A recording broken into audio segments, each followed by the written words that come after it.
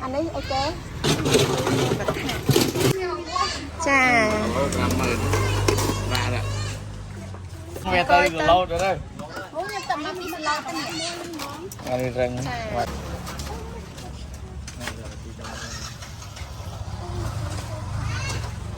mấy con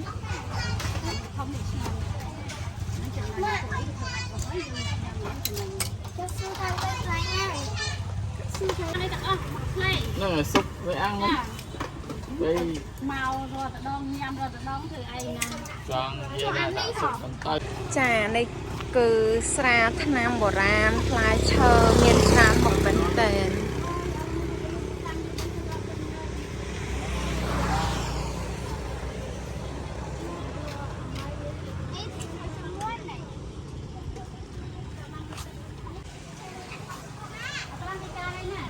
hai nó mùi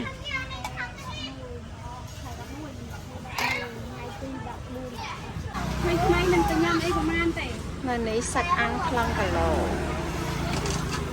នេះគឺមកញ៉ាំសាច់អាំងនៅឋានីមូកថាឯកភ្នំ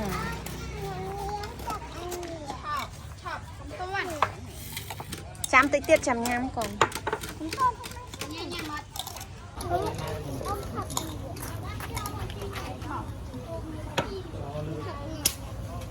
ចាឥឡូវគឺគេកំពុងតែញាប់ដៃញាប់ជើងរៀបចានរៀបឆ្នាំង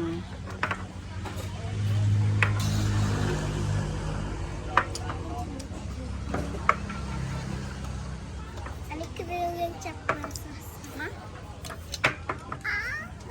យាយឡើងទៅអង្គុយនៅរឹងសិនចា แต่อันนั้นรสជាតិมันน้อยឆ្ងាញ់ណាស់ ai đó ម៉ែ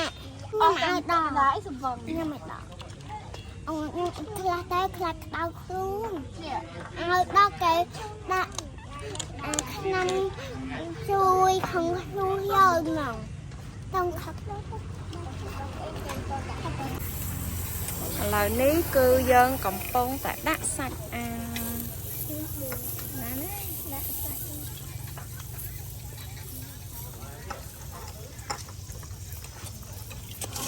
ណែនឹងម៉ែញ៉ាំគ្រឿងខមក អូនសប្បាយចិត្តអត់ ដែរ đâu là làm sao nấu ọt cùng nó ញាក់មកដូច នេះឲ្យខាត់អូ នេះ ចាញ៉ាំមកកូនតិចទៀតមកហៅបាយឆាមកឥឡូវ ញ៉ាំ បាយឆាគ្រឿងសមុទ្រ